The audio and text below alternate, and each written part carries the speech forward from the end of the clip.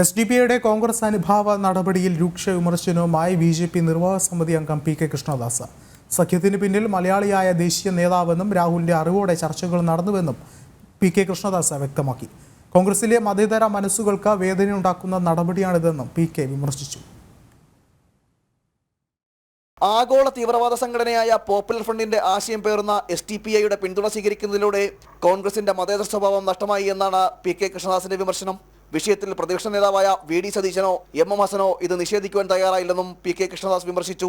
ആഗോള തീവ്രവാദ സംഘടനയായ പോപ്പുലർ ഫ്രണ്ടിന്റെ രാഷ്ട്രീയ രൂപമായ എസ്ഡിപിഐ UDFന് നിരുപാധിക പിന്തുണ പ്രഖ്യാപിച്ചതിലൂടെ കോൺഗ്രസ് എസ്ഡിപിഐ രാഷ്ട്രീയ സഖ്യം മറനീക്കി പുറത്തു വന്നിരിക്കുകയാണ്.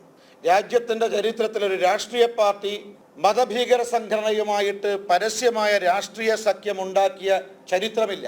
ഒരുപക്ഷെ ഇന്ത്യയുടെ രാഷ്ട്രീയ ചരിത്രത്തിൽ ആദ്യമായിരിക്കാം ആഗോള തീവ്രവാദ സംഘടനയുമായിട്ട് ഒരു രാഷ്ട്രീയ പാർട്ടി തെരഞ്ഞെടുപ്പ് സഖ്യം രൂപപ്പെടുത്തുന്നത്.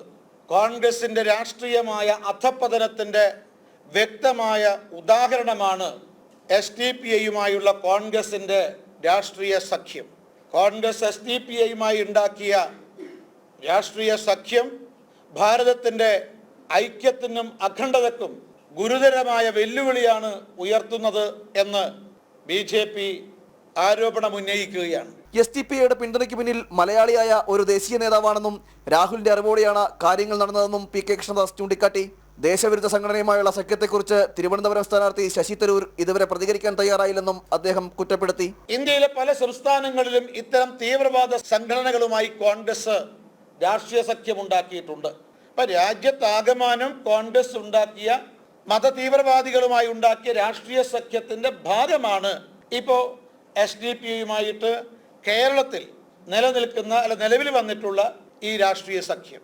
ഇതിന് നേതൃത്വം കൊടുത്തത് കോൺഗ്രസിന്റെ അഖിലേന്ത്യാ നേതാവ് രാഹുൽ ഗാന്ധി തന്നെയാണ്. കോൺഗ്രസ് നേതൃത്വവും എസ്ഡിപിഐ നേതൃത്വവും തമ്മിൽ ചർച്ചയുടെ ഇടനിലക്കാരായി പ്രവർത്തിച്ചത് മുസ്ലിം ലീഗാണ്. മുസ്ലിം ലീഗ് നേതൃത്വം ഇടനിലക്കാരായി പ്രവർത്തിച്ചുകൊണ്ടാണ് കോൺഗ്രസ് എസ്ഡിപിഐ ചർച്ച നടന്നത്. ഡൽഹിയിലും കേരളത്തിലും ചർച്ച നടന്നിട്ടുണ്ട്. അതിന്റെ അടിസ്ഥാനത്തിലാണ് ഈ തീരുമാനം പുറത്തു വന്നിട്ടുള്ളത്. പ്രാദേശിക സ്ഥലങ്ങളിൽ ഇടതുപക്ഷവും എസ്ഡിപിഐയുടെ പിന്തുണ സ്വീകരിക്കുന്നുണ്ട്. ഇരുമുന്നണികളും ഇരുട്ടത്ത് അത്താഴം വിളമ്പുന്നതാണെന്നും പി കെ കൃഷ്ണദാസ് വിമർശിച്ചു. മതതീവ്രവാദ സംഘടനയുമായുള്ള സഖ്യത്തിൽ കോൺഗ്രസിലെ മതേതര മനസ്സുകൾക്ക് വേദനയുണ്ടെന്നും അവർ NDAക്ക് അനുകൂലമായി നിലപാട് സ്വീകരിക്കുമെന്നും അദ്ദേഹം പ്രത്യാശ പ്രകടിപ്പിച്ചു. ജനം, തിരുവനന്തപുരം.